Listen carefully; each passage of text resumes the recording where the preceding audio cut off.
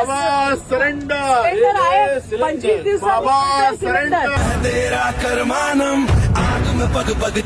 मला तुम्हाला हे सांगायचं की जगभरामध्ये ज्या पद्धतीने युद्धसदृश्य असं वातावरण आहे, पण भारत एकमेव आपला देश आहे की आपले प्रधानमंत्री मोदीजींच्या नेतृत्वामध्ये आज त्या ठिकाणी एलपीजी गॅसचा पुरवठा होतोय.